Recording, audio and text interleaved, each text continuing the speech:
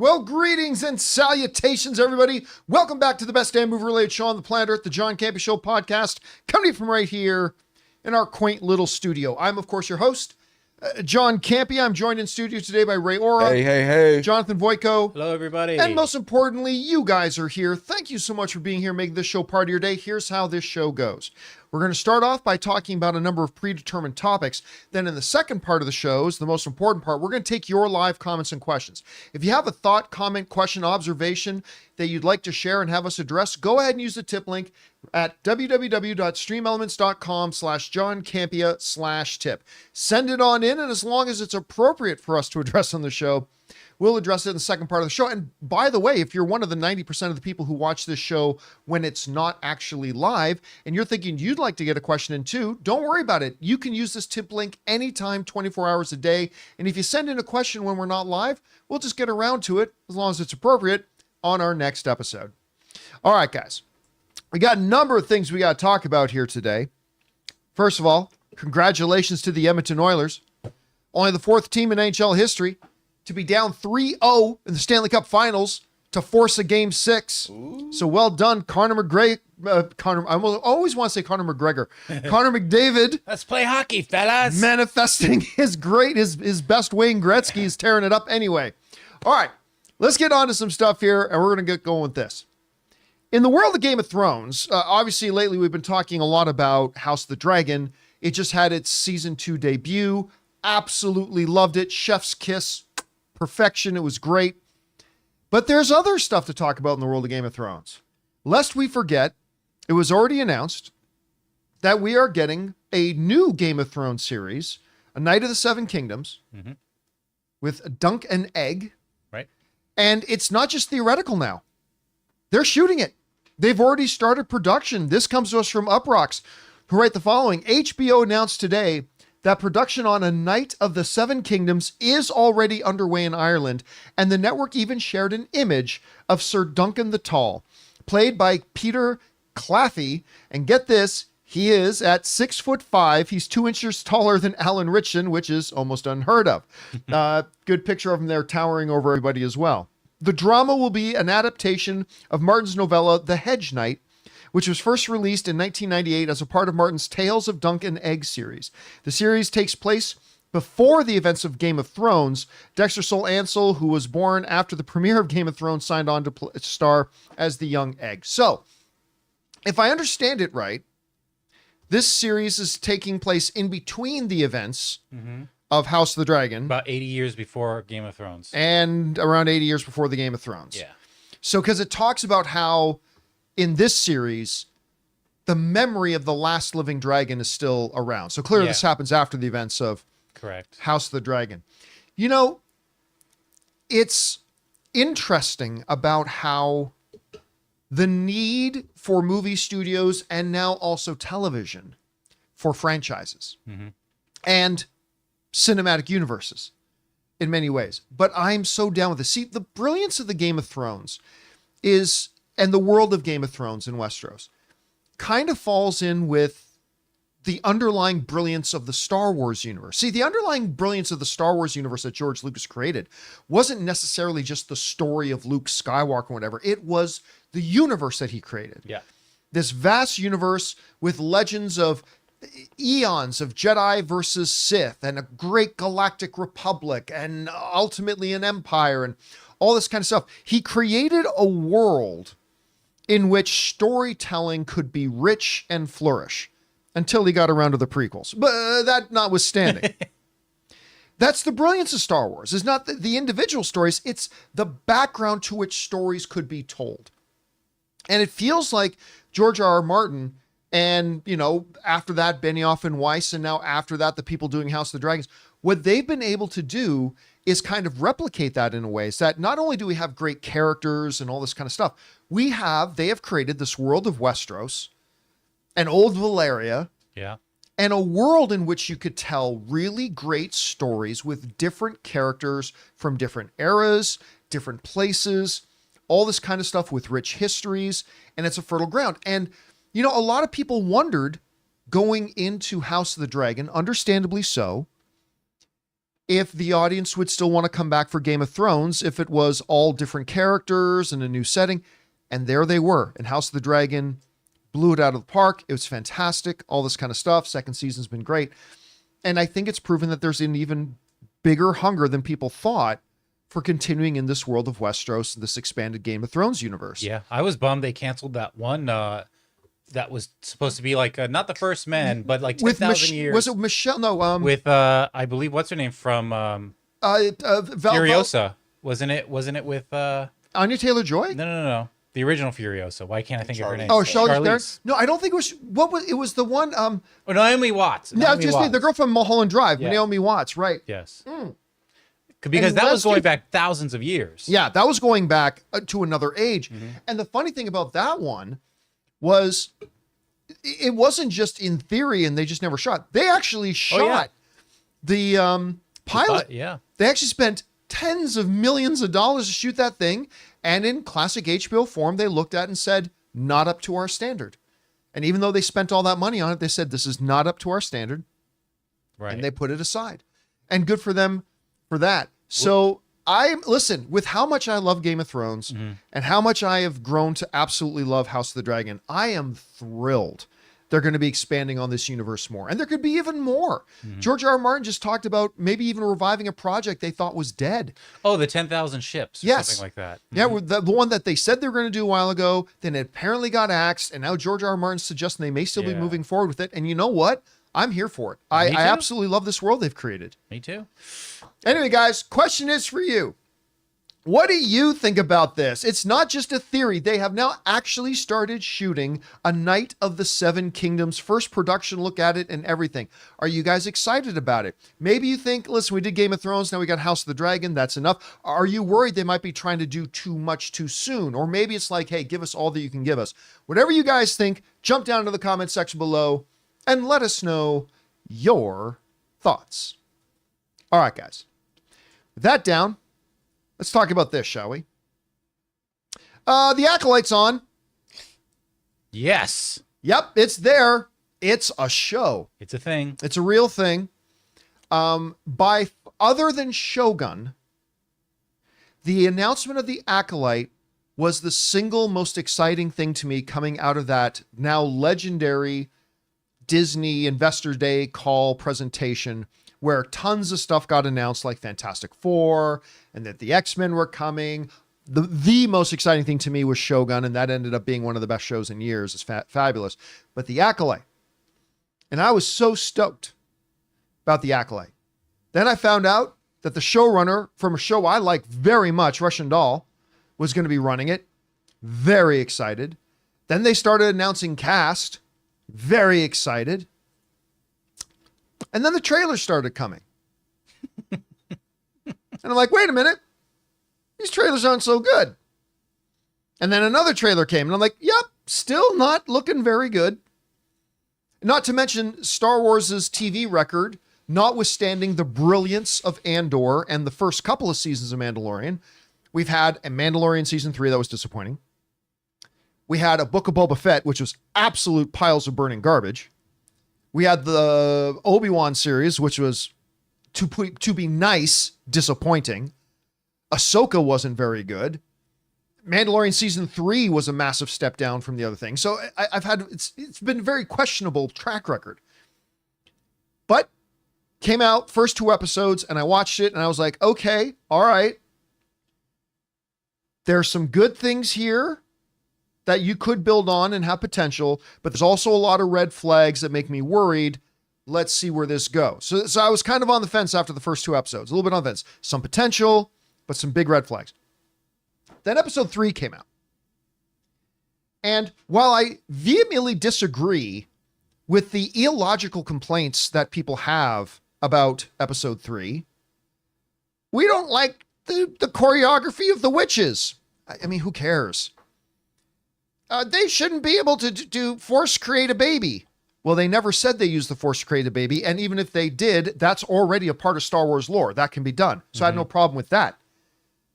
But it was just fundamentally a bad episode. I'm not talking about these little I'm talking about basic storytelling principles. It was amateur. It was horribly done. And it was not good at all. It was just a bad episode of television. To me, it's all subjective. There are going to be people out there that liked it. And if you're one of the people that liked it, awesome. I'm glad that you did. But for me, it was thoroughly disappointing. And last night, and I said, I think episode 4 might be it, man. Episode 4 might be the one that really determines if this thing's going to kind of take advantage of and capitalize on the promising aspects and correct those fundamental mistakes. Guys, this episode 4 I'm not going to say it's the worst episode of Star Wars television we've had, but it ranks right up there with them. And it has nothing to do with, the Jedi shouldn't this or blah. No. It's back down again to the fundamentals. Like, I don't care, what the choreography is for a ritual of space witches. I don't care. Like, yeah, did it look silly in episode 3? Yes, but it's not a make or break thing. That's not going to make the choreography and the chants in some mystical force ritual of a bunch of witches. That's not going to make a good episode bad, right? My stuff comes where I get real problems is when movies or TV shows don't follow their own inherent constructs of logic. And I'm talking about their inherent constructs of logic. Because I can already hear people say, John, what are you talking about logic? Where they have space swords. I'm not talking about our normal world logic. When a fantasy or sci-fi or whatever film comes out or TV show comes out, you set up what the rules are for your world. Yeah. And then they blow it. I just want you to be consistent to that with your own inherent sense of logic. And they fail at it over and over and over again. Now, I don't want to go into the specifics because just so you know, a little bit later today, I'm going to be doing an open mic because I want to give everybody a few more hours to watch this episode of the Acolyte in case you haven't seen it yet. A little bit later this afternoon, we're going to do an open mic. And on that open mic, we will go full spoiler discussion into this episode of Acolyte. And I will give you my point-by-point menu of the absolutely unforgivable, like juvenile ninth grade, drama school mistakes that they make in this thing that is almost insufferable to me. But I'm going to give you one thing. Okay, I'm just going to give you one thing. Besides the fact that it was a 27-minute episode. Perfect. 27 minutes. The sitcom. Now, you might be going, but John, I looked at the clock and it said 35 minutes or 36 minutes. Yeah, that's great. 1 minute and 30 seconds of that was the previously on. And then the last 4 minutes, 5 minutes are credits. Yeah, what is it? Can I just ask, what is it with Disney Plus and their 5-6 minute credits? I don't get that. For a television show? I don't get it. I don't get it. Because every time on every Disney Plus show, when an episode ends, and I bring up the time bar, the progress bar. And it's not just Star Wars, it's Marvel too. Yeah, it's Marvel too. And I look at how much time is still left on the time bar, and I go, well, there must be a post-credit scene. Yeah. And I start fast forward. It's like, nope, it's just 5, 6, 6.5 minutes of credits. Anyway, so it's an actual 27-minute episode of it, and that's fine. I've got a bunch of written out. Here's just a simple logic thing, right? Remember, I don't care about choreography of the witches and whatever little minor complaints you have, but just follow your own inherent logic, okay? Here's just one example. And I've got a list of 7 or 8 here that I'm going to go into more depth on open mic a little bit later when we talk about it in full spoiler discussion.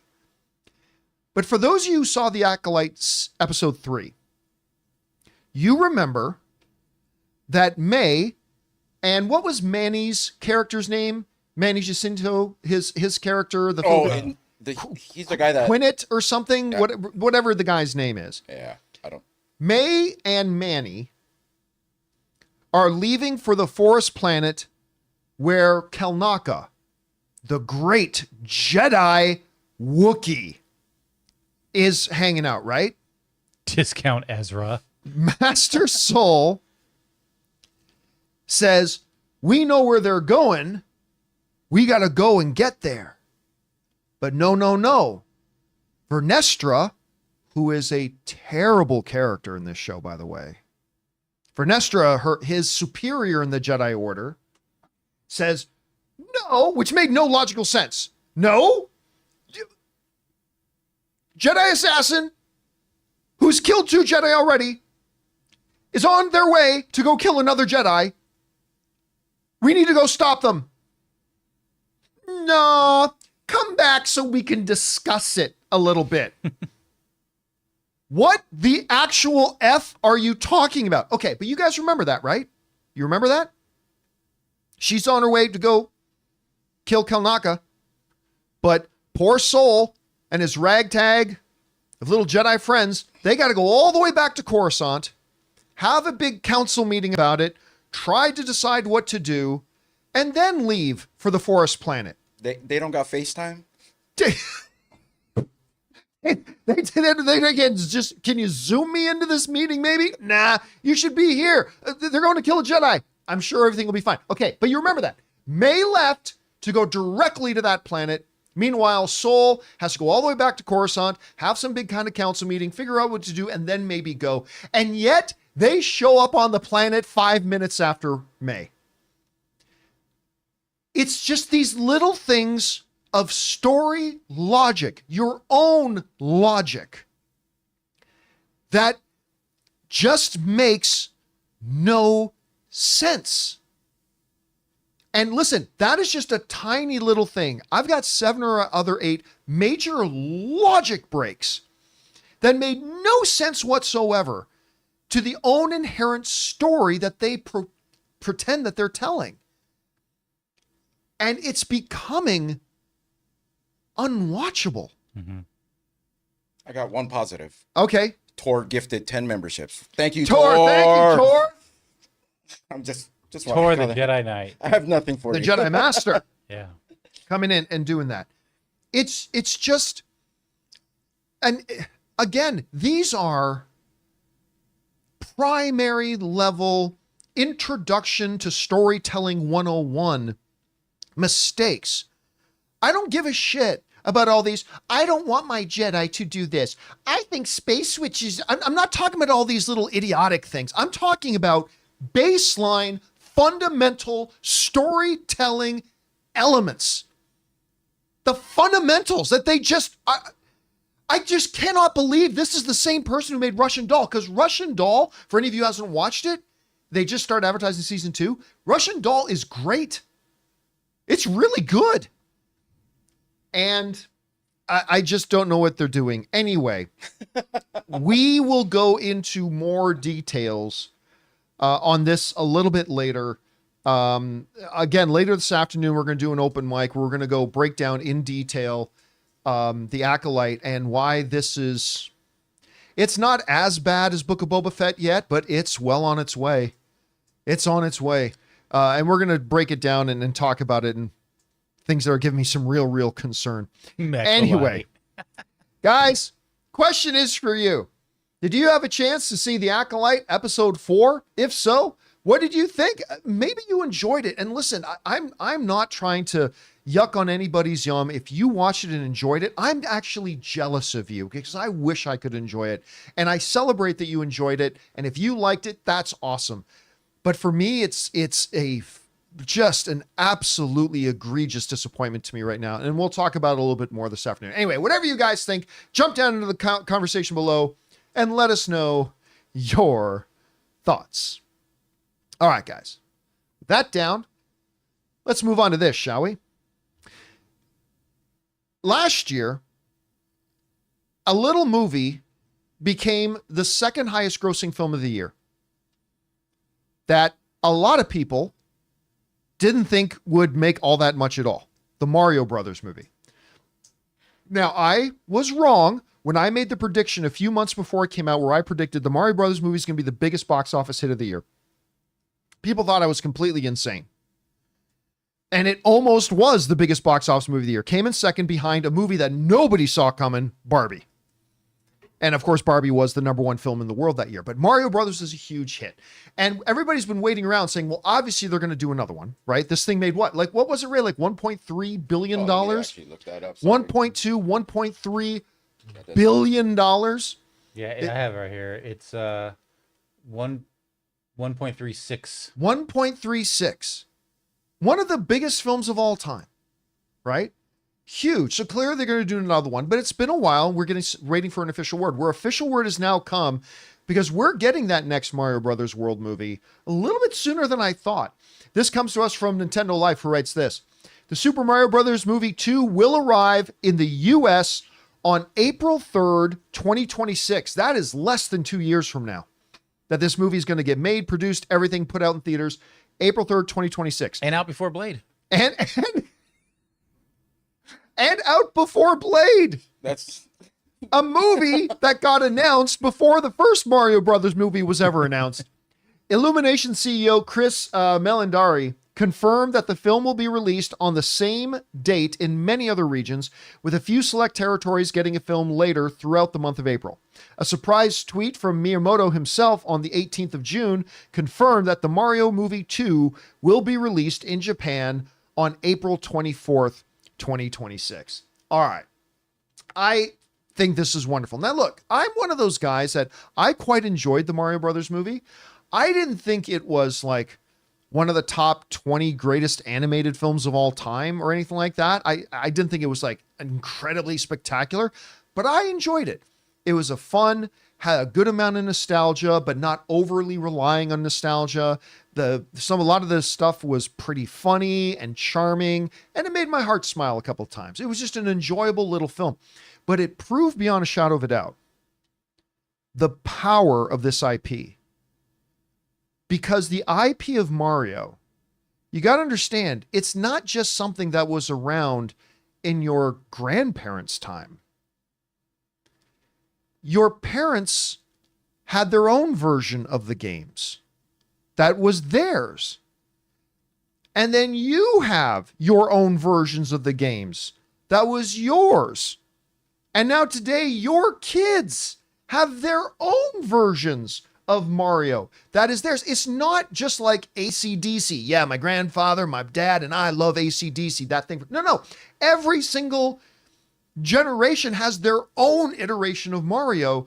Makes it an IP that is both present, current, and modern, and carry generations of nostalgia along with it. And I remember when they had their opening day of Super Nintendo World at Universal Studios, Ann and I were lucky enough to get some invitations to go to the thing. I could not believe the throngs of people that go in there. And literally, my own wife, but we saw other people do it too. When you go through the warp tube, because that's how you get into Super Mario Land, you go through a Mario Brothers green warp tube. And as you go through the warp tube and then come out into this Super Nintendo Land, I turned to my wife, like with a big smile on my face, and Anne was literally weeping, like tears. And then throughout the day, I kept my eye on that, and Anne wasn't the only one. Like so many people walking in there and just crying. It's like, you don't understand. I've been playing these games my whole life. I've envisioned this my whole life, all that kind of stuff. And then that's when I was like, this Mario Brothers movie is going to be pretty big. And sure enough, it was. Now, there have been some reports and some chatter that the Mario Brothers, the second movie, may not even focus on the Mario Brothers, but might focus on other characters within the IP. I don't buy that. I mean, I'm not doing a report saying that it'll just be about Mario and Luigi. I'm not saying that. I'm just saying as a fan speculating, it seems to me that you're going to want to understand where your bread is buttered and that's your main focus. They may bring in some other secondary characters, Yoshi. maybe. Yeah, like bring in Yoshi, bring in a bunch of other characters that you can maybe then later do spin-offs of and create your own cinematic universe again. I could totally see that, but I still think they're going to maintain Mario at the heart of this thing. I mean, this is one of the movies that came out where that we remember the event that took place. Like, it was so eventful. Like, so many people were dressed up in the theater that we went to. Oh, there were older people, so many people dressed up. Older people, younger people. They made me feel weird that I wasn't dressed up, right? Like everyone had a shirt on. It's like when we went to Barbie for the first time. Like, we were the weird ones for not being dressed up. We had a good time. I mean, that theater was rocking. It was good vibes everywhere. It was like there was no one came in angry or left angry. It was just a good time. Just without innocent, simple, good time. Without even talking about the quality of the movie. It's just nice to have those things sometimes. Yeah. Absolutely. And the results are speak for themselves, man. 1.3 and up billion dollars at the box office. And now we know exactly when the next one's coming. Anyway, guys, question is for you. What do you think about this? We're getting this sooner than I thought. Less than 2 years from now, we should be getting it on April 3rd, 2026. Are you surprised that we're getting it that fast? Maybe you thought we'd get a little bit faster. Do you believe that the next Mario World movie will really just about other characters, or do you think they're going to keep the focus on Mario and Luigi? Whatever you guys think, jump down to the comment section below and let us know your thoughts. All right, guys. With that down, we still got to talk about a couple of other things here today, including the fact that Chris Pratt has been sighted on set of Superman, and the speculation continues about who he could play in the DCU. I'm going to suggest to you 5 likely characters he could be. And also, the third greatest piece of movie news I have ever reported in my 20-year career. Number 1 was that Star Wars was coming back ages ago. Number 2 was that Deadpool and Wolverine was happening.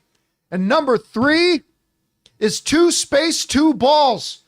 Spaceballs Part 2, the search for Part 3. That actually really Spaceballs 2, the search for more money. Whatever you want to call it, Spaceballs is coming back. We're going to talk about that and a few things more. But before we do, we're going to take a couple of seconds here and thank one of the sponsors of today's episode of the John Campea Show podcast, our friends at Gametime. Guys, we want to take a second to thank a sponsor of today's video, Gametime. My wife Ann and I love going to events, whether they're comedy shows, concerts, an LA Lakers game. I mean, just the other night we went to go see Ronnie Chang and it was awesome. We love having these new experiences and new memories. And our sponsor Gametime makes getting tickets for concerts and events faster and easier, even if you don't buy tickets right away. Because prices on the Gametime app actually go down the closer you get to the show start time. With killer last minute deals, all-in prices, views from your seat, and their lowest price guarantee, Gametime takes the guesswork out of buying event tickets. I couldn't believe how easy and most importantly, intuitively, the entire app works. Finding the event I was looking for couldn't have been easier. The way it lays out the map of the venue, letting you know exactly where the seats are that you're looking for, and how easy the process was to choose and buy those tickets. So don't worry if you think you're too late to get tickets to that big event you and your friend want to go to. They have last minute deals. Save up to 60% off buying last minute for sports, concerts, comedy, theater, whatever. So guys, take the guesswork out of buying concert tickets with Gametime. Download the Gametime app, create an account, and use the code CAMPEA for $20 off your first purchase. Terms apply.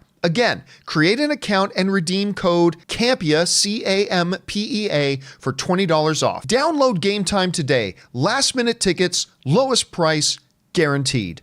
And thank you to our friends at Gametime for sponsoring today's episode of the John Campea Show podcast.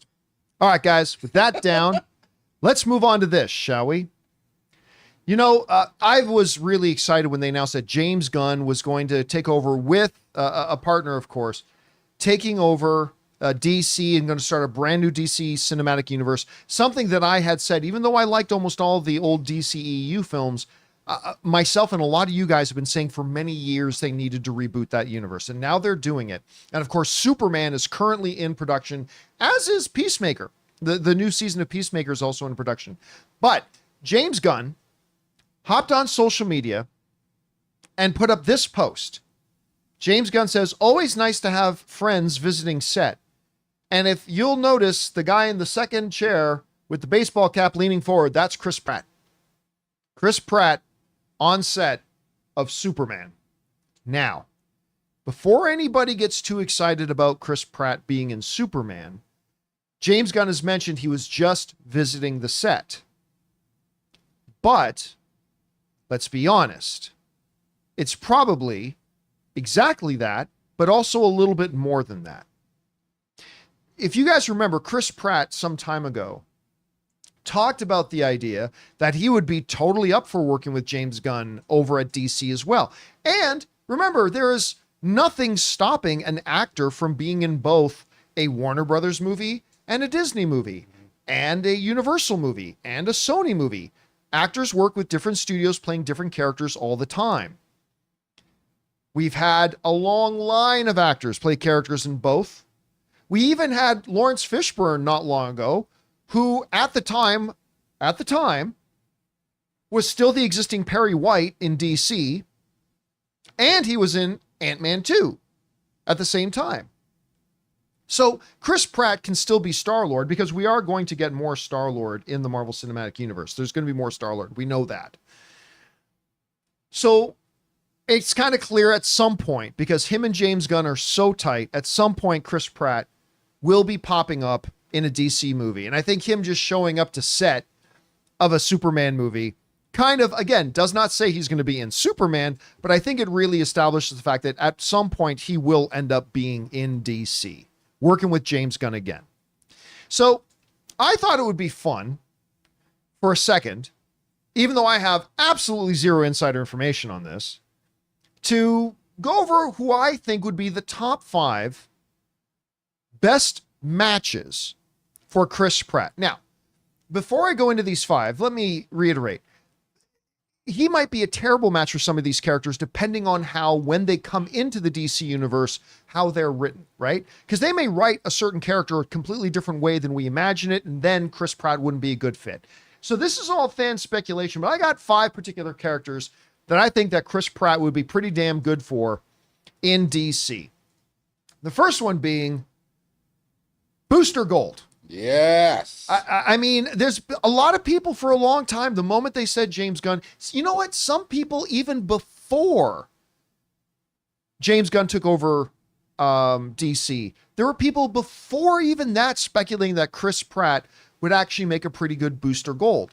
And especially if you lead Booster Gold to what should be his inevitable, summation, being a partnership with a Blue Beetle, and they make that like a buddy cop kind of thing, and Chris Pratt with the right actor playing opposite them could be a lot of fun. Now, some people would say the one drawback of a Booster Gold is it might be considered a little too similar in some ways to Star-Lord, a character he's already very well known for. And there's some legitimacy to that caution, but still, I think it would be a pretty darn good fit depending on how he's written. So, and these are in no particular order, by the way, except for the last one. The last one is my number 1. But the first one I'm going to mention here is Booster Gold. Next, Hal Jordan. Now, we've already got our Guy Gardner, Green Lantern. Guy Gardner, Green Lantern, that's Nathan Fillion. We know we're getting another Green Lantern thing, and we're going to get multiple Green Lanterns in that. Probably to Jon Stewart, Hal Jordan, maybe even a Kyle Rayner, maybe a Kilowog. I don't know. But if you guys remember, for those of you who've watched enough movies, Chris Pratt doesn't just do the jovial Andy character from Parks and Rec or the jovial Star-Lord character.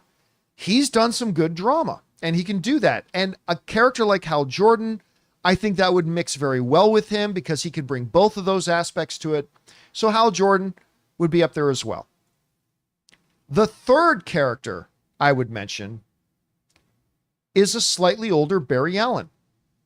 An older, maybe a little bit more experienced. Remember, this new DC cinematic universe is not starting from scratch. Yeah. Like the world in the DC universe is not just meeting superheroes. We are jumping into a new cinematic universe where superheroes are already there and they've been there for a while, right? So it could be an opportunity to have like a slightly more veteran Barry Allen as Flash, which would then also allow you to open the door because, Chris Pratt is by far young enough to play Flash for another 10 years, but also he's old enough that you could start introducing other Flash variants as well as they go, whether it's a kid Flash or whatever it is you want to do. They've got possibilities. It just opens up a world of possibilities that I think are interesting.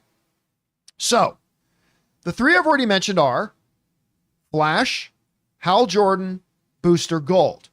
Now I want to, and those were in no particular order, but I want to give you my top 2. All right. Here are my top 2 picks for Chris Pratt. One is a character I've already mentioned would be good for a couple of other actors, but I think Chris Pratt would be great. He is low-key one of the most powerful characters in the DC universe who has no problems getting in Superman's face. Plastic Man. Now, again, like I said, I know I've mentioned Plastic Man. You know, there's been one or two other actors before that I thought maybe could be a pretty good Plastic Man. Chris Pratt as Plastic Man, I honestly think he would kill it. Now, you may or may not love the idea of Plastic Man, but if you really think about it, Chris Pratt playing that character would be absolutely killer. Absolutely killer. He would be completely fantastic. He would be able to play the funny, but also the crazy and also the dark parts of Plastic Man. I think he could be all of those things. And when you think about it, Plastic Man is completely the kind of character that I think gives James Gunn wet dreams. James Gunn, who gave us Polka Dot Man and, Vigilante and whatever. You telling me James Gunn wouldn't love to do a Plastic Man? I guarantee you he would love to do a Plastic Man. And I think Chris Pratt, an actor he loves working with, would be a really good fit for it. So that's my number 2 pick. But my number 1 that I think Chris Pratt would absolutely kill, like would be a great match for this character.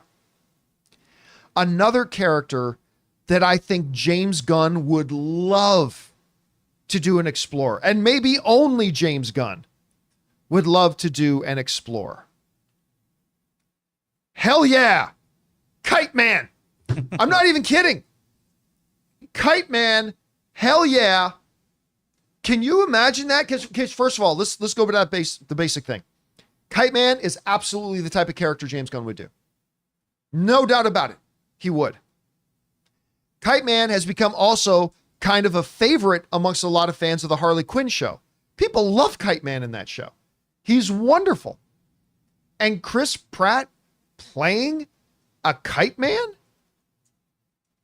Beautiful match.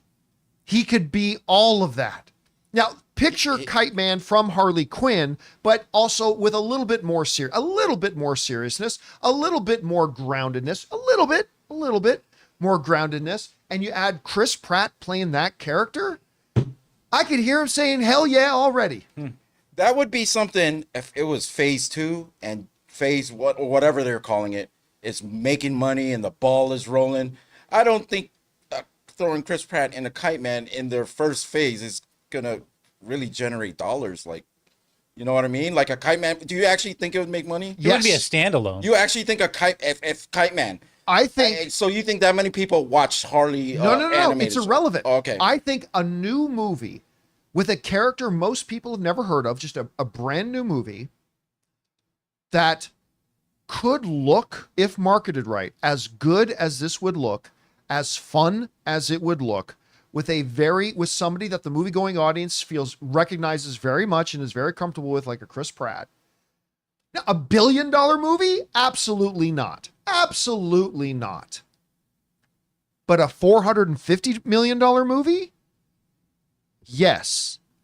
I would also remind everybody that, Guardians of the Galaxy, which was a special exception, but Guardians of the Galaxy, characters that nobody had ever heard of.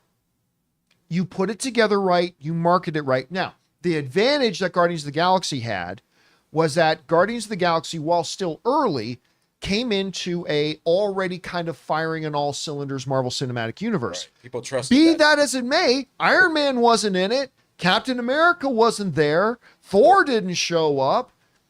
Black Widow wasn't there. There's no Hawkeye in sight, and Hulk wasn't there. So, yes, it was in the MCU, but there was nothing recognizable about it.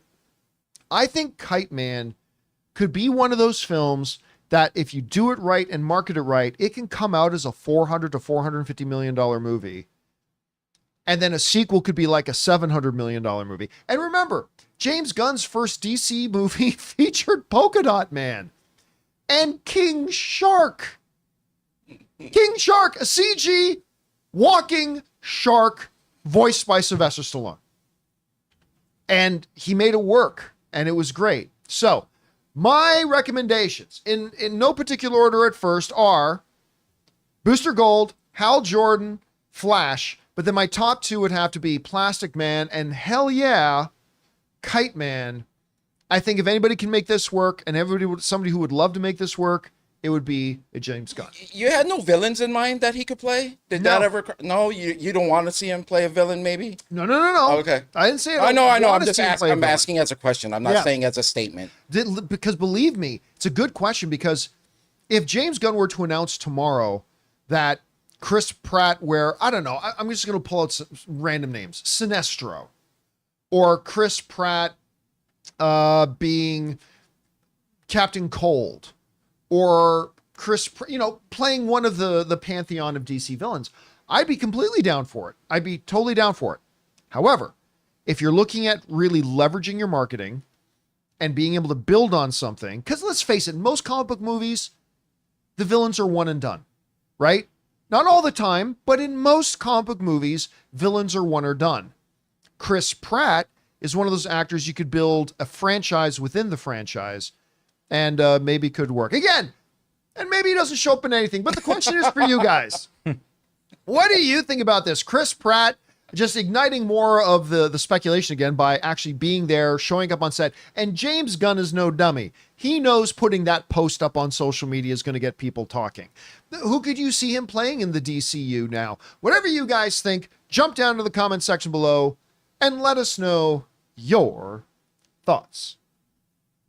All right, guys. With that down, let's move on to this, shall we? You graduating? Stupid. Getting married? Who cares? Divorce rate's over 50%. Having your first child? Kid's probably going to end up being a disappointment. No, the best news that you could have in your life today is none of that. Guys, Spaceballs 2 is finally going to happen. Spaceballs 2. Your Schwartz is as big as mine. But how do you handle it? Spaceballs 2. Your Virgin alarm is sent to go off before you do. It's happening. It's finally happening. And Mel Brooks is actually going to be a producer on it and is involved in the making of it. This comes to us from the folks over at CBR who wrote this. Per report by Jeff Schneider and the In Schneider, a Spaceballs sequel is moving forward at Amazon MGM Studios. The new film will feature Josh Gad in a lead role, and the actor is also set to produce alongside original Spaceballs helmer and producer Mel Brooks. According to the report, Josh Greenbaum is directing the sequel, which was co-written by Gad, Benji Samit, and Dave Hernandez. Kevin Slater is executive producing. All right, couple of quick things to point out here. This guy, Josh Greenbaum, he directed, if I'm not mistaken, I think he directed Teenage Mutant Ninja Turtles. And let me just bring this up. I believe he directed the Teenage Mutant Ninja Turtles animated movie that just came out recently. No. That's the writer. Sorry. This guy directed Strays, which I think is a top 3 or 4 funniest comedy of the last 3 or 4 years. Not a lot of people saw Strays. That's the dog movie with Will Ferrell and Jamie Foxx doing the voices. I laughed my freaking head off almost the entire runtime of that movie. I loved it. He directed that. He also directed a bunch of episodes of Fresh Off the Boat, which I thought was a really funny show. He also directed a bunch of episodes of New Girl, which I thought was a very funny show. So that's all good. And then this Benji Samit, if I'm correct, he wrote You're Like This, Ray, the Teenage Mutant Ninja Turtles. What was it called? Mutant Mayhem? Mutant Mayhem.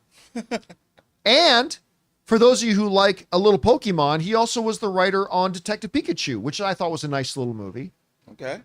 All that kind of stuff. So you've got Josh Gad, who Mahershala Ali said he thinks is one of the best actors that he's worked with. You've got Mel Brooks producing. You got the director of Strays, which I think is straight up effing hilarious. You got one of the writers of the Mutant Mayhem, which I thought was I thought that movie would suck. I was completely delighted by it. And they're all coming back to make it. Now, of course, The big question, I think, for any true Spaceballs fan is going to be, can Mel Brooks get on the phone and talk Rick Moranis into coming back? Oh, yeah, Rick Moranis. You got to have Rick Moranis. You got to have Dark Helmet. And I could see Josh Gad playing Barf's son. Because John Candy, of course, unfortunately and sadly, is not here any longer to play Barf. But maybe he could play Barf's son. I don't know. Maybe you can get Lone Star back. I don't know. But I'm telling you this. This is a movie that I do not know if it will be in theaters or straight to Amazon. I hope it's straight to theaters. I hope it's going to theaters. But I will admit, as, you know, completely glee-filled as I am right now about the news of a Spaceballs 2, I don't think this will make a lot of money at the movie theater. I don't. So they're going to have to be kind of conscious of the budget. But I'm just telling you what, we ain't found shit. This is something. This is a day I have been waiting for many years. The return of Spaceballs. She's gone from blow to suck.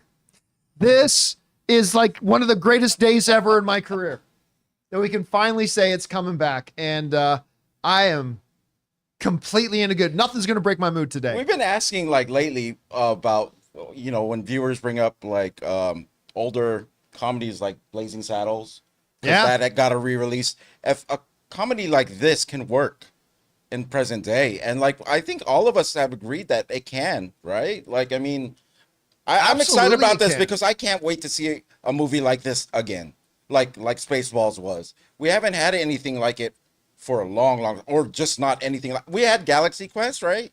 That was sort of like a funny... Galaxy Quest was kind of like a more modern Spaceballs. And Galaxy Quest is great. Yeah, it's great, too. I love Galaxy Quest. But every now and then, we need one of these movies to come in just to, like, you know, a palate cleanser. Hopefully it's good. Hopefully it doesn't bomb. Hopefully the time hasn't passed for this sequel to come out where this still makes money when it comes out. Because you know what?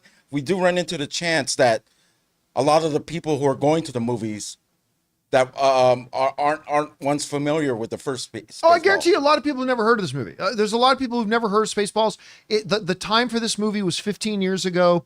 And, you know, it's one of those situations for me that it's better late than never. And marketing is really key. Oh, marketing is going to be the whole thing about it. You got to explain this movie, like, straight up for anyone who's not familiar with Spaceballs. Well, I don't think you don't have to explain. People understand the idea of satire and spoof, right? They understand that. But still... like for every movie, marketing is a very, very key important thing. But for something like Spaceballs, it will be even more important for them to really get on this. Because again, I think there's a lot of today's movie going audience has never seen the original. And I think they should be doing everything they do to be getting the original film in front of people, get it on the traditional television networks, get NBC to make it their Thursday night movie instead of, you know, the third rerun of NCIS Detroit or whatever it is they're playing right now. It's going to be key. Well, anyway, okay, go ahead. Guys, question is for you. What do you think about this? Spaceballs 2 is finally coming. I like the director on board. I like the writers. Do you think it's just like, listen, it's way too late. This thing should have happened not 15 years ago. Should have happened 25 years ago. Nobody knows what Spaceball is. I understand. And I don't necessarily disagree. I'm just really happy regardless. However you guys feel about it, jump down into the comment section below and let us know your thoughts. All right, guys. With that down, it's time for us to go on to the main part of our show, which is taking your live comments and questions. But before we do, we're going to take a quick second here and thank one of the sponsors of today's episode, our friends at Liquid IV.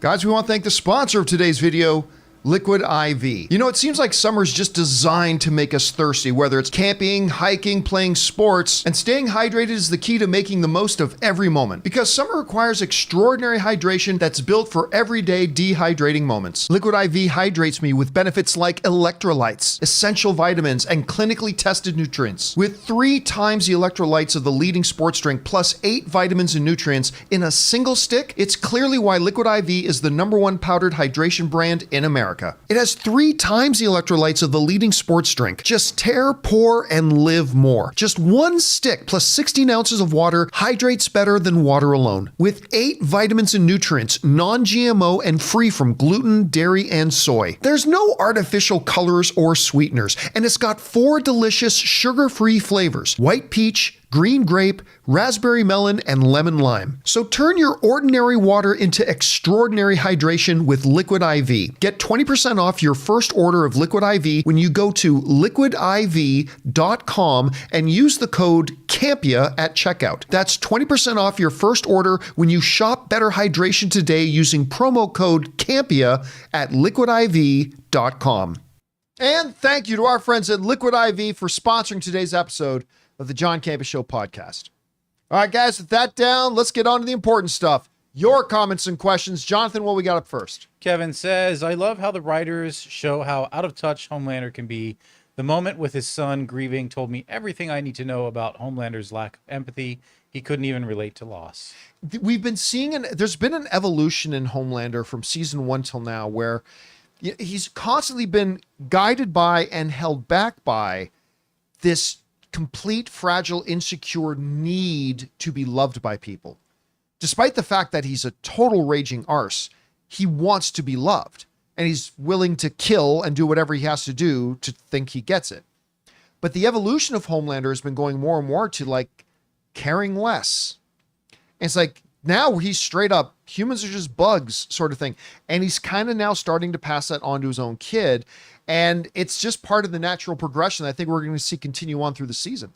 All right, what's next?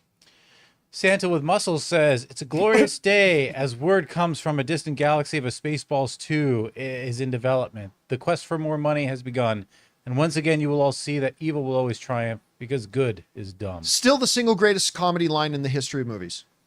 You know, I think actually Mel Brooks has got both of them. I think the number 2 funniest single line in a movie ever is "Where are the white women at?" in Blazing Saddles. And now you see that evil will always triumph because good is dumb in Spaceballs. I think those are the 2 funniest lines ever spoken in movie history. I think I need context for that word. Oh yeah, you definitely need context. Especially for the Blazing Saddles ones, you definitely need context. But I think those are the 2 like funniest lines ever in any movie. All right, what's next?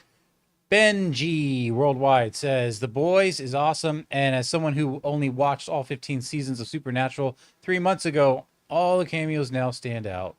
Bobby Singer especially, but I don't think I'll ever get over watching God Chuck / eat himself out multiple times at once. Was that Chuck? I didn't even realize that was Chuck from Supernatural. But now that makes so much sense. I'm like, this guy does look familiar. That was Chuck. Okay, that's... What was he doing to himself? Is it exactly what he's saying? Let's just put it this way. Say, is the writer's words exactly what that means? Yes. Okay. Oh my God. He has the superpower to duplicate himself. Oh my God. And he runs a centipede train on himself. And it's exactly what you think it sounds like. It's, oh my God. I was going to ask, should I watch The Boys? And now I'm not. You should totally watch The Boys. But what's really funny is that the guy who plays Bobby Singer in Supernatural, is playing Robert Singer in The Boys, which is just, I mean, it really is, right? Kripke has brought everybody over. He's brought everybody over. Now we even have John Winchester in it, which is great. Anyway. All right, what's next? Rye Guy says, in my opinion, hockey is like football on ice. 2, my favorite Coen Brothers movie right now is Hail Caesar. The only movie I saw twice on the same day. That you definitely have a certain niche for. I'll tell you what. I wanted to love Hail Caesar. And by the way, like Ralph Fiennes is great in it. The kid who plays Han Solo. And no, is it Ansel? No, not Anson Elgort. Oh God, yeah. Sorry. Anyway, I'm freezing on the name of the guy who played the young Han Solo. But anyway, he was great in that movie. Alden Ehrenreich. Alden Ehrenreich. That's who it is. Thank you. He was great in the movie. It just didn't work for me, unfortunately. But that's the beautiful thing about the art, man. Just it hits us all in different ways, and it hit you in a way that really enjoyed it and saw it twice on the same day, and I think that's great. All right, what's next? James says, "Hey guys, gotta say I'm perplexed. So bullets and acid don't work on Newman, but knives apparently work when you want to show a fellow soup your blood powers on Gen V. So I cracked the code. Knives is her weakness. All fear the dreaded pocket knife." No, here's the thing. Somebody brought this up on Open Mic. So here's because, of course, you shoot Newman, but it doesn't kill her. But she's able to cut herself with a knife. The basic breakdown of that is the classic conundrum of, and this was a big one a bunch of years ago, that the big thing about trying to figure out superhero logic was the question.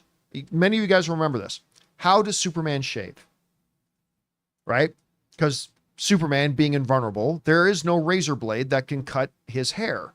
How does Superman shave? And there have been jokes about him using a mirror to use his own heat vision to, all that kind of stuff. But the basic conceit of the quandary is he can cut himself, right? If a barber at a barbershop tried to shave Superman, as the argument goes, couldn't happen. But Superman can shave himself. So you translate that, albeit flawed, but the standard kind of high philo of the whole thing into the boys' universe is that, yeah, bullets, whatever, but she can cut herself. Somehow, some way. It's just one of those superhero tropes that you just have to concede doesn't meet our real world logic. All right, what's next?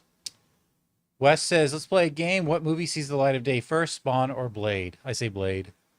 Spawn's never going to happen. Yeah. Spawn's never going to happen. Not until, what's his name? Good Canadian kid who created Spawn. Rob McFarlane. Rob McFarlane. Not until he gives up this stupid idea that he's the one who's got to direct it. A guy like, that's why nobody's going to give them the money to do this movie, as long as he's insisting that he directs it. He doesn't know dick shit about making movies. He doesn't know crap all about making movies. Nobody's going to give him $1 to make this movie while he's insisting in doing that. So maybe after Todd McFarlane sells the rights to it, maybe after Todd McFarlane's estate has it, maybe someday, but as this current iteration, I don't think this movie ever happens. I hope I'm wrong, but I don't think it ever happens. But maybe we find out in 2 months it's going into production. Hopefully we do. All right, what's next? Anonymous says, "I know it's insignificant in the grand scale, but it irritates me when the writing is so lazy it breaks canon. Ki-Adi-Mundi wasn't even born yet originally when the Acolyte takes place. Also, how is he a master now, but a Jedi Knight in Phantom Menace?" He was on the Jedi Council in the Phantom Menace, was he not? Yeah. And by the way, I don't think anybody said the guy was the same race of Ki-Adi-Mundi, but I don't think anybody said that was him. Yeah, unless they call him by the name. Did they call him by the name? I don't think they did.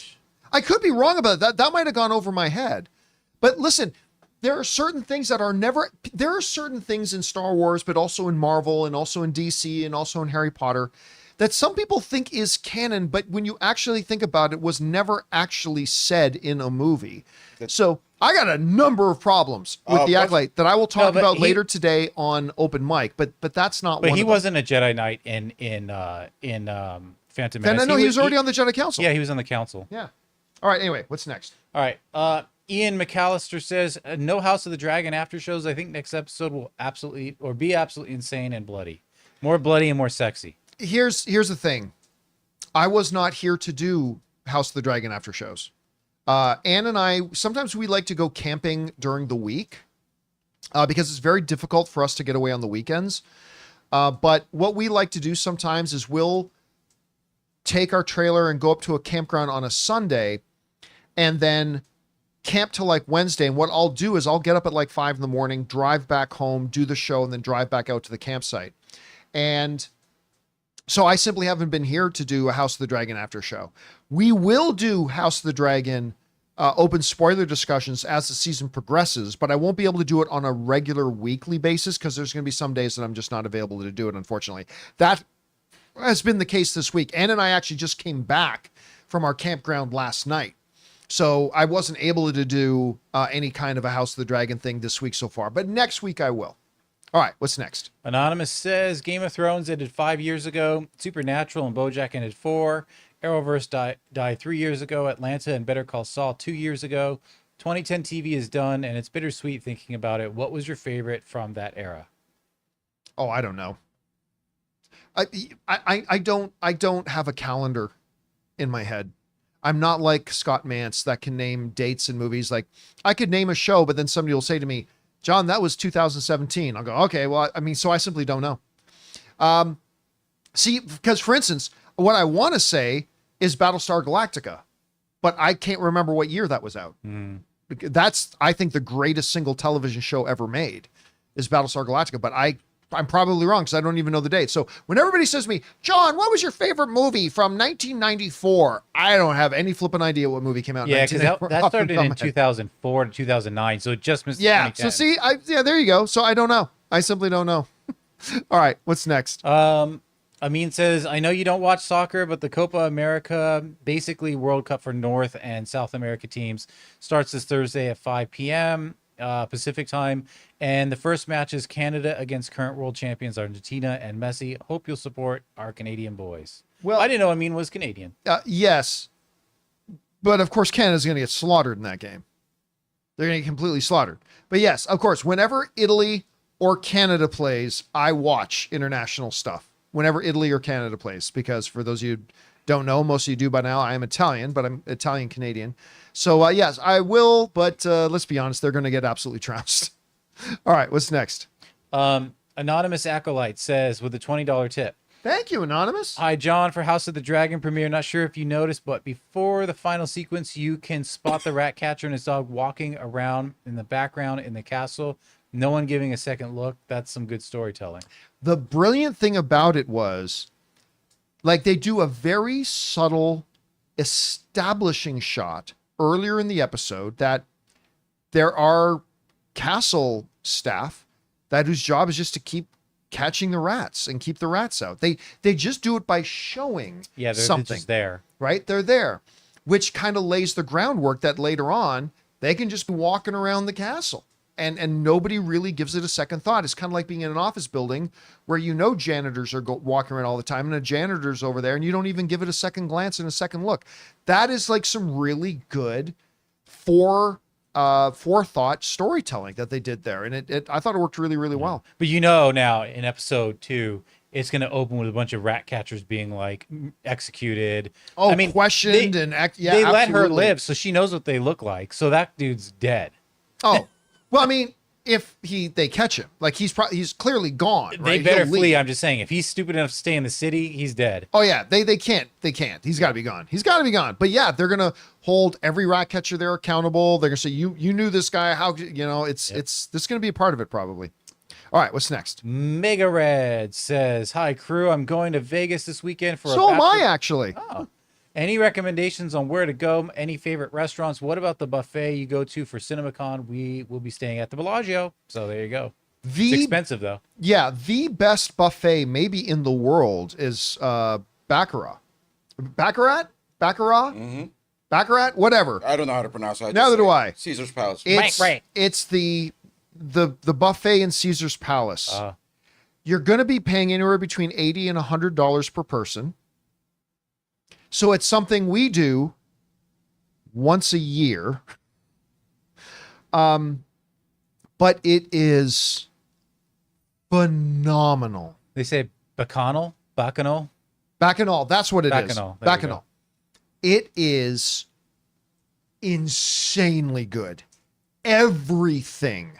It's the biggest buffet you can imagine. And everything is like frickin' world class. The other restaurant I would highly recommend, there's a couple, in the Paris Hotel is Gordon Ramsay's Steak. Wonderful restaurant. In MGM Grand, there is the International Smokehouse, which is owned by Steph Curry's wife. Ray, we took Ray there for the first time a little while ago. That was really good. It's so good. Yeah, man, just some people will say Paris, but Vegas might be the best place in the world to go eat. I mean, there's so many great places to eat there. I hope you have a good time. All right, what's next? Mega Red is back. Hi, crew. Just want to say I agree with Jonathan. I like Inside Out 2 more than the first. I like the introduction of more complex emotions and how it navigates those themes while still maintaining the charm and wit. And listen, you'll get no argument from me. Now, I personally think 1 is still a little bit better, but it's 1 and 1A as far as I'm concerned. Like, they're just... The movie is so good. And how did I not know this? Did you guys know there's a Pixar short called Riley's First Date? Nope.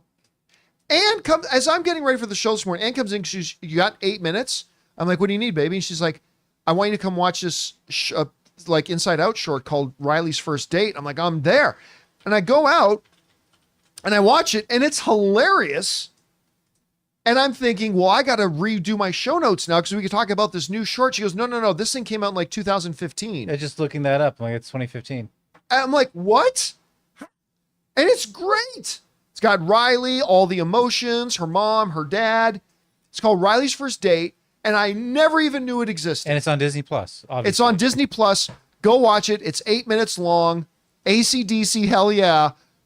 Just go. I didn't even know it existed. How I didn't know this existed is completely beyond me, but it's wonderful. Go check it out. It's just a little shorter than an episode of Acolyte. So. Or roughly the same length as an episode true. of The Acolyte. There's fewer credits. So, all right, what's next? Raymond says Mel Gibson said Lethal Weapon 5 is still on. Do you think audiences have forgiven Mel just as Will Smith, or does the newer generation never heard of the issues against Mel that they don't care? They may not even know who he is. Not happy anymore with Star Wars Parent Trap, but we'll finish. I don't think, honestly, I think most people don't care. But I don't believe it's ever going to happen. It's just never going to happen.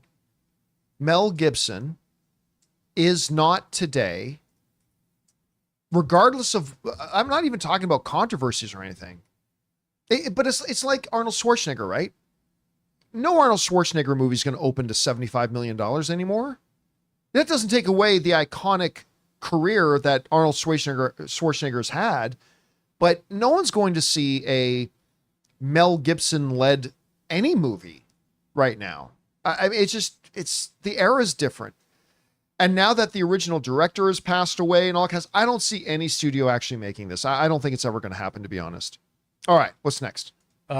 Anonymous says, at this point, if you are Lucasfilm, why would you do a Rey movie? Acolyte has pissed off fans, and going back to a very divisive trilogy is a bad choice. Just back up the dump truck of money and get Chad Stahelski to do his idea. Hopefully it's KOTOR with Knights of the Old Republic. Yeah. I honestly don't give a shit if they do Revan or Knights of the Old Republic. It doesn't matter. It doesn't matter. Because, they did Fantastic Four with Doctor Doom, and those movies turned out terrible. It doesn't matter. If Chad Stahelski has a great idea and a great movie, it doesn't matter if it's Old Republic and Revan or not. It just doesn't matter. I don't care. But I've never understood doing a Rey movie. If you're trying to heal the Star Wars fan base, and listen, I like Daisy Ridley. And while I hated what they did with her in The Rise of Skywalker, in principle, I like the character. Like, I love the Rey character in The Force Awakens. But you got to understand, like, if you're Kathy Kennedy, you have to have the basic awareness of the room that the Rey character is kind of the representation of a completely divided Star Wars fan base. If you want Star Wars to be able to move forward, you can't do a Rey movie. I'm sorry, you can't. Yeah, not when the last thing was the Rise of the Skywalker. And again, this is not a referendum on how good or bad the Rey character is, or a referendum on how good or bad Daisy Ridley is. It's none of that. You got to have the basic intelligence to understand that by doing a Rey movie, all you're doing is inviting the continuation of the strife. That's all you're doing. And how you can't have the basic common sense to understand that is, and I'm saying this as somebody who likes the character. This isn't coming from some backward thinking hater. I'm not. Like, I like the character, but even I, as stupid as I am, even I get that you have to have the basic fundamental building blocks of the remotest sense of intelligence to understand this is not a good idea. Even if the movie ends up being really good, it's still not a good idea. You want to move forward with Star Wars? You want to get people out of the strife era of Star Wars? You got to do something new. And this is just a terrible, terrible, terrible idea that fundamentally shows that leadership in Star Wars right now is incompetent. They're putting out some really good stuff. Andor, Mandalorian Season 1 and 2, Rogue One. I'm not denying there's some really good stuff coming out of Star Wars. Awesome. But you're taking those couple of wins while you're digging your own grave. And that's not a positive and constructive way to move forward. Anyway. All right, what's next?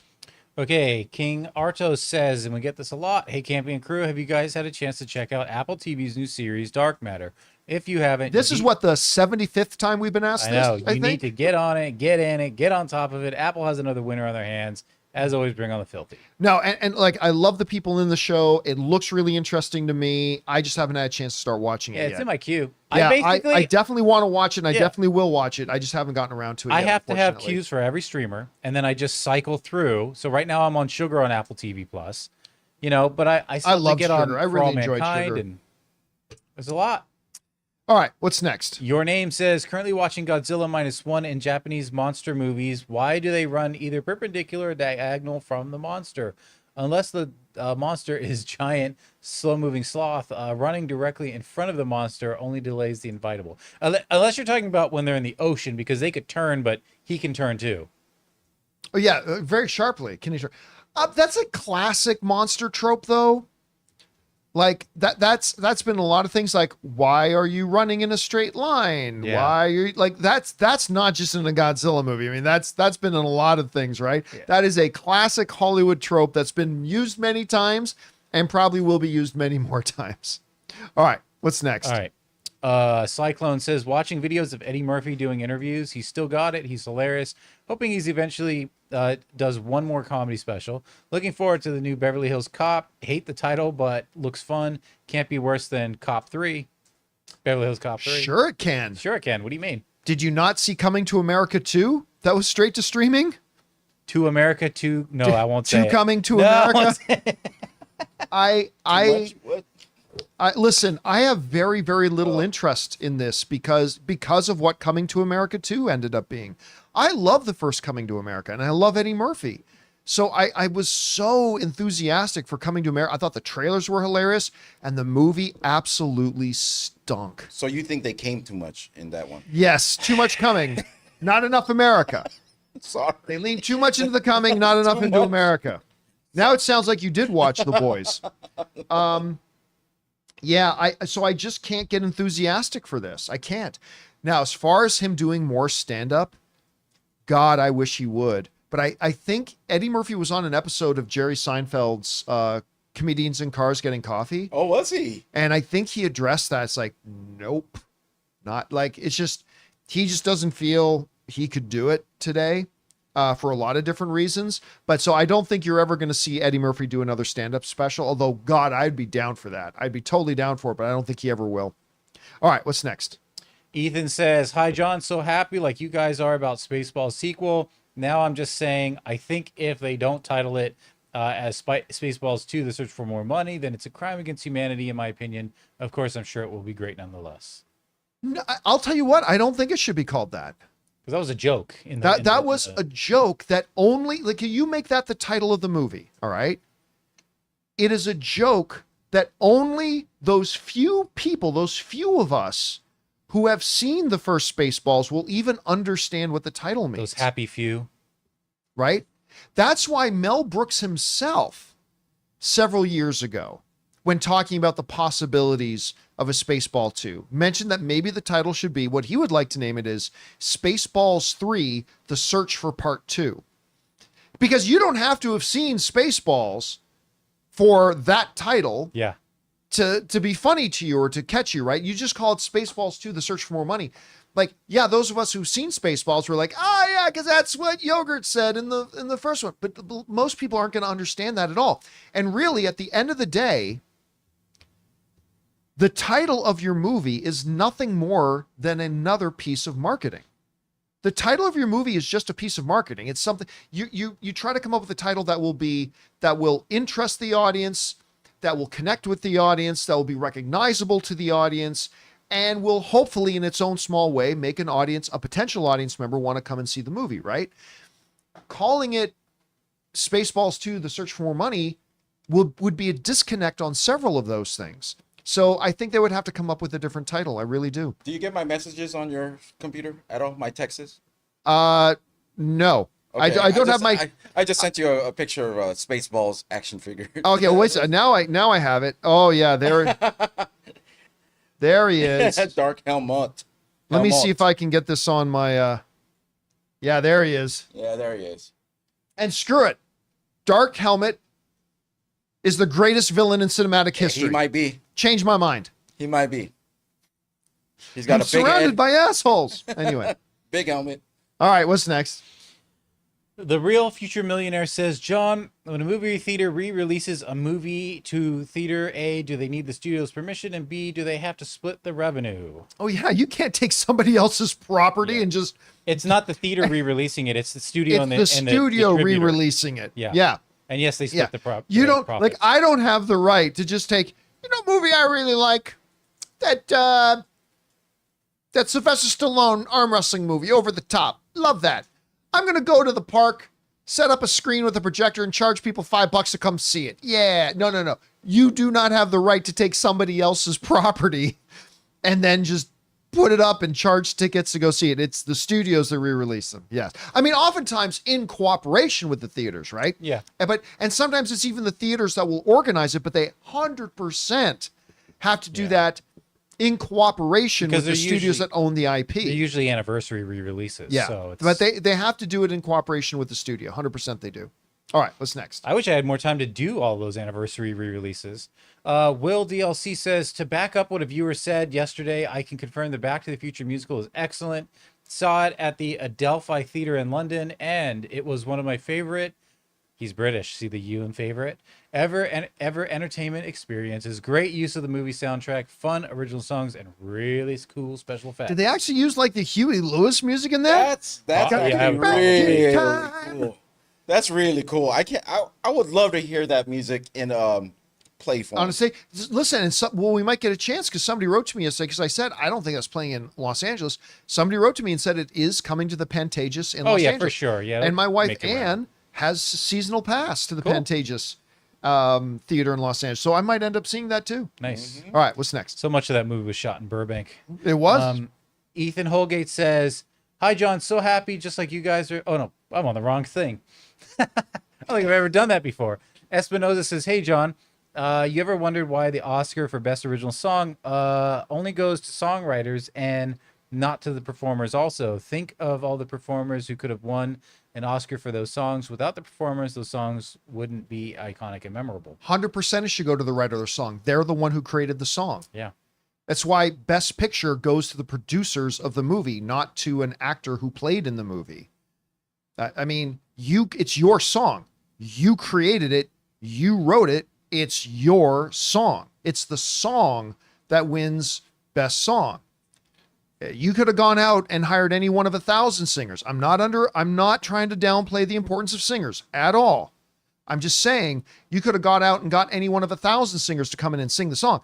If you are the creator of the song, you are the one who should get the Oscar, not the person singing it. These aren't the Grammys. It's the Oscars, and it should absolutely go to the person who created the song. All right, what's next? My kid Banana says, "Hey crew, I just heard recently on Pluto TV is going to be streaming Mr. Rogers' Neighborhood 24/7. Nice. I think that's awesome. The world needs some Mr. Rogers."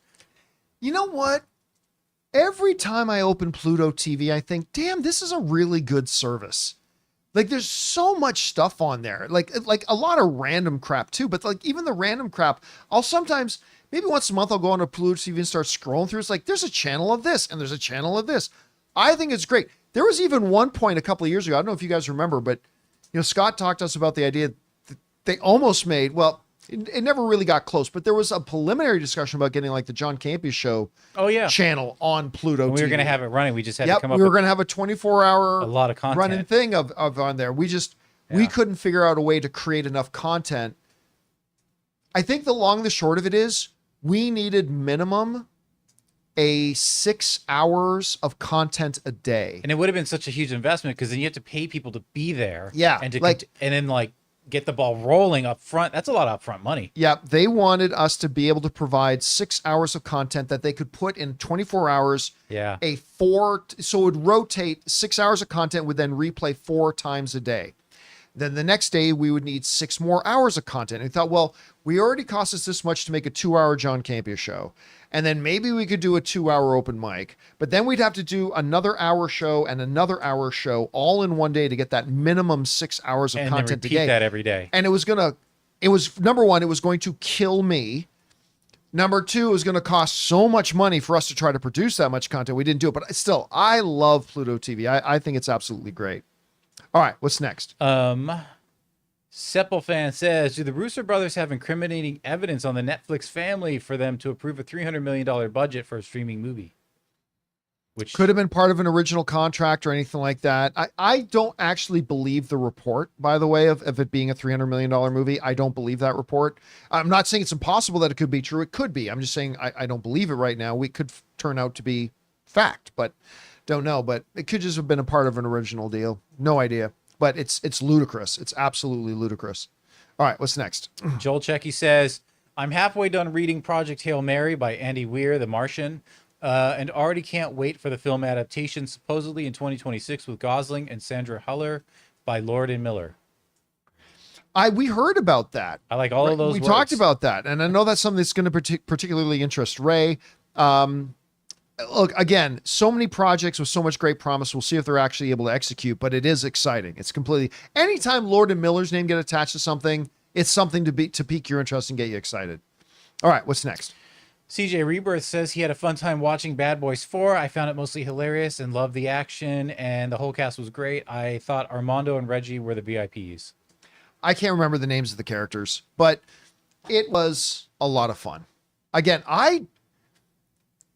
the first act of the movie, I didn't even like, though.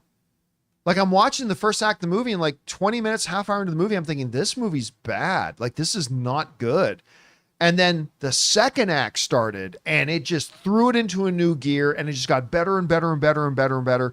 And then by the time you got to the end of the third act, I was like grinning ear to ear. I had a really fun time. I still think Bad Boys for Life, the third film, was better, but this one ended up being very good, and I had a really good time with it. All right, what's next?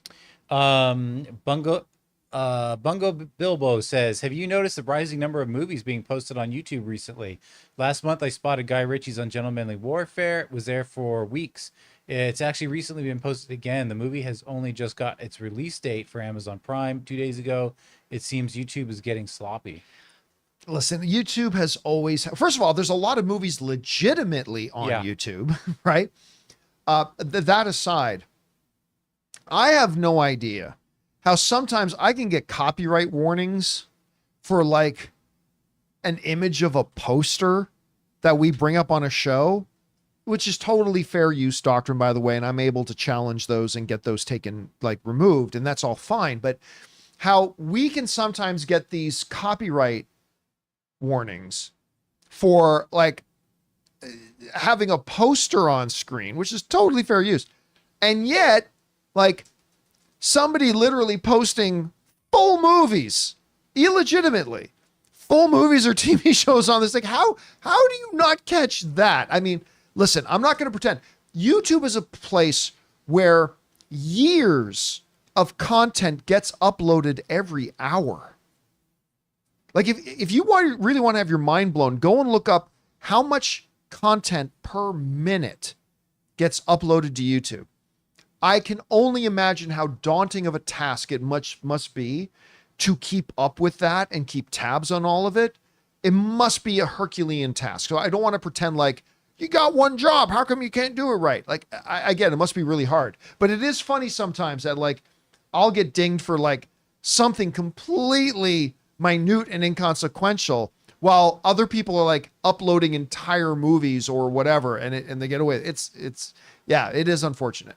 All right, what's next? Okay, Sir Malmston says James Gunn's Superman has added Michaela Hoover from Guardians of the Galaxy 3 and Christopher McDonald from Hacks to its cast.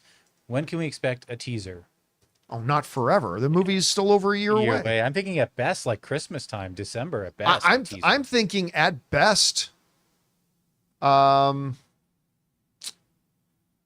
I think you're right. I think maybe Christmas time is at best. I mean, who knows? James Gunn being James Gunn, maybe he surprises everybody and shows up at Comic-Con, which he's not supposed to. But maybe he surprises everybody and drops some stuff there. But honestly, I think end of the year at earliest would be the time to do it. But you never know with James Gunn. All right, what's next? JMH says, today is Juneteenth. Do you have a favorite movie that promotes equality or social justice? I'd go with Do the Right Thing and If Beale Street Could Talk. Do the Right Thing is great. Yeah, I thought Selma was really awesome. Selma's fantastic. That's the one. That's with David Oyelowo, right? Yeah. I can never say it correctly. I mean, that movie's great. I think The Help with Octavia Spencer is super. I love The Help. I think that movie's incredible.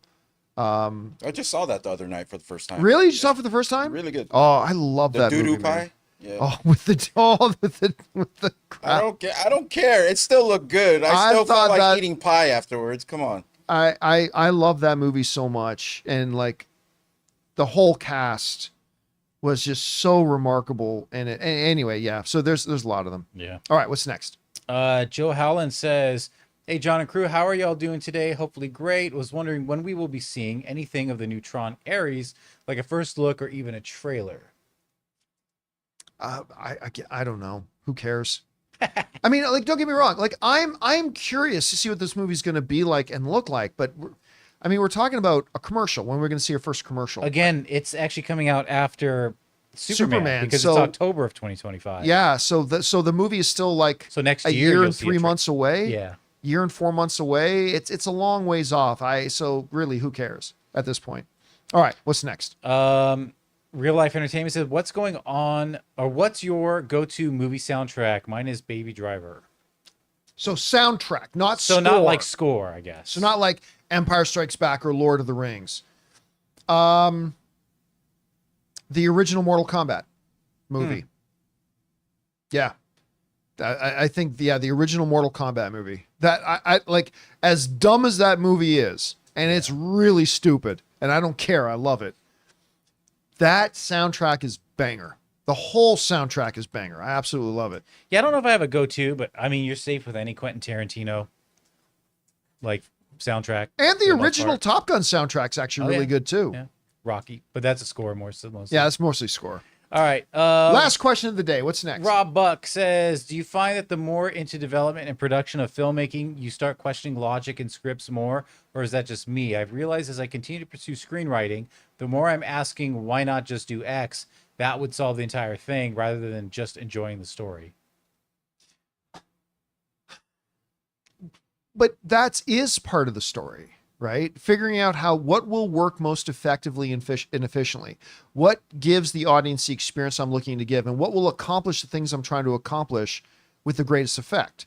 That's part of storytelling. It's like making a blueprint to a building. Like, this will work better. We'll bear more of the load if we move this wall here, if we do this here, if we do this here. What's going to be the most effective and most efficient? I'm sure that is always a part of the journey, but it also comes more and more with experience as well. So yeah, there's that. All right, I said that was the last one, but let's do one more. Okay. Dr. Stinky says, yo, John and crew, did you guys ever try sneaking into an R-rated film before you were 17? I see videos on kids trying to get in all the time. I think I feel bad for them. Anyway, hope all is well and hope you guys have a great day. The problem is there's too many cameras in theaters nowadays. But the last one I actually ever did, because I don't think I was of age yet, was Unforgiven. I don't think I ever did, to be honest with you. I don't think I ever did, which is weird. Maybe I just lost out on, I was too much of a goody two-shoes kid, I guess. All right, guys. And that'll do it for today's installment of the John Campea Show podcast. Thank you so much for being here, making this show part of your day. Big special thank you to all you guys who sent in those questions. Number one, because you gave us great fun things to talk about. But number two, you supported this channel as you did it, and all of us involved with the show. thank you guys so very much for your support. Once again, want to remind you that a little bit later this afternoon at 4 p.m. Los Angeles time, that's 3 hours from now, we will be doing an open mic where we will be going and discussing in depth the Acolyte episode 4, plus whatever other topics you guys want to talk about, because it is, of course, open mic. We'll look forward to seeing you guys a little bit later. And of course, the John Campea Show returns again tomorrow. We'll look forward to seeing you then. And until then, my friends, I want to thank Ray Ora, See you guys later. Sorry. Jonathan Boyko. Later, guys. I'm John Campea, and until next time, my friends, may the Schwartz be with you.